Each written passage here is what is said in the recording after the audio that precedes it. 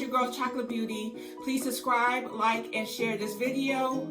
Let's get into it. Episode opens up showing the demise of Nene and Cynthia's relationship. Talk about the good times and the bad times. They talk about Kenya being partially responsible for their fallout. And Nene felt betrayed because she didn't like Kenya and she expected Cynthia to take her side. Nene meets up with Marlo at a store. She tells Marlo that she's going to be meeting Cynthia at her wine cellar to try to fix their relationship. Nene also told Marlo that she's going to have a brunch and invite all the ladies so they can all have a conversation. Cynthia goes over to Kenya's house. She's still mad at Kenya for throwing her underneath the bus about the cookie lady. Before they talk about that, Cynthia lets Kenya know that she is going to be meeting up with Nene at her wine cellar. Of course, Kenya throws a little light shade about them meeting up. Cynthia then brings up the way that Kenya handled Tanya and the whole cookie lady situation, and she thought that Kenya's approach was harsh. Kenya tells her that she doesn't care and she felt that she deserved everything that she gave her. Cynthia brought up Kenya saying Cynthia knew about the cookie lady and she was the one that invited her to come on the show.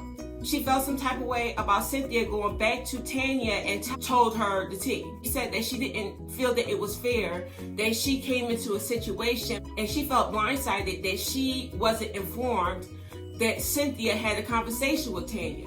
Felt that Cynthia was being malicious, so that's why she said what she said about the cookie lady. Cynthia said that she understands why Kenya will feel the way that she did. They both apologized to each other and said that they will move on from the situation. Cynthia then tells Kenya about the situation with Mike and how he has never been faithful to any of his girlfriends or his ex-wives, and asks her her opinion on dealing with the situation. Kenya said, once a cheater, always a cheater. However, she does feel that if they go to counseling, that they will be able to get to the root cause on why he can't remain faithful in his relationships. And it's important that they get to the root of it before they get married, which is sound advice from a friend. Cynthia and Nene meets up at Bailey's wine cellar to talk about their relationship and how they can move forward. Cynthia starts a conversation saying that she would like for them to both get to a space where they can have mutual respect for each other. Nene agrees.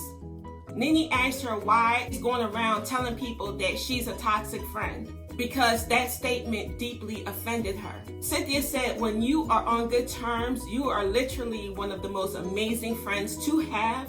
But when Nene has a disagreement or a falling out with a friend, she takes it to the extreme. And when she gets to that place, she is terrible. Nene cuts her off and says, well, you were a lot more terrible to me than I have ever been to you, because I didn't start talking about you till you start talking about me to several other people and then start talking about me publicly. Cynthia said, well, we were both equally terrible to each other. Nene disagreed with her and got upset and told her to have her moment. Cynthia said, this is not a moment, but since you're telling me to have a moment, I will take it. Nene told Cynthia that she is not taking responsibility for what she said. And Cynthia's response was, it doesn't matter if I take responsibility or not. Nene gets frustrated, gets up, and then walks out.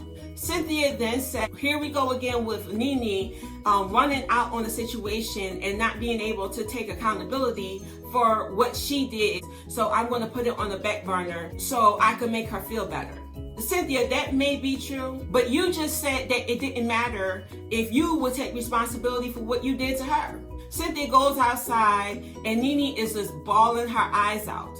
Cynthia apologizes to Nene and Nene apologizes to Cynthia. And you were okay when Cynthia was that compliant friend that didn't say much, that didn't use a lot of fighting words, and she will allow you to be borderline abusive towards her. But now Cynthia ain't taking none of your stuff and it's a big issue. The ladies go to the brunch that Nene is throwing. Cynthia picked up Eva to go to the brunch. As she was driving, Eva started having contractions. At first, Eva didn't say anything about her contractions because she really wanted to go to this brunch. They get to the restaurant where the brunch is happening. Candy shows up. She gets on the phone with Dr. Jackie and told her that Eva's contractions were 11 minutes apart. Dr. Jackie told her that she needs to get to the hospital. Eva was upset. She didn't want to go to the hospital. Cynthia gets her car and rushes Eva to the hospital. Candy and Tanya goes and sit down to wait for Nene. While they're waiting, Kenya shows up. Kenya waits literally for 10 minutes and decides to leave. Nene finally shows up to her event 2.5 hours late.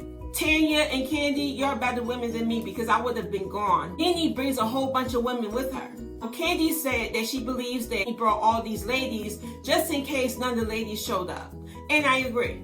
Candy tells Nene what happened with Eva and Cynthia, and she also tells her Kenya was there and she left after 10 minutes. He said, how are you going to stay for 10 minutes and then leave? That's poor etiquette.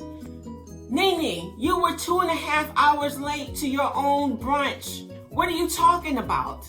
This is one thing I don't like about Nene. So Portia's name got brought up. Nene found out that Portia felt some type of way about the invitation, that she didn't know what type of energy Nene was going to be bringing to this brunch. She didn't want to be a part of it if it was going to be filled with drama. Nene gets annoyed and starts shading Portia. Portia walks in. I know for a fact that when this is done, Candy is going to be on Portia's line, telling her everything that Nene was saying about her before she walked up them steps. And Portia is looking around like, who are these random people at this table?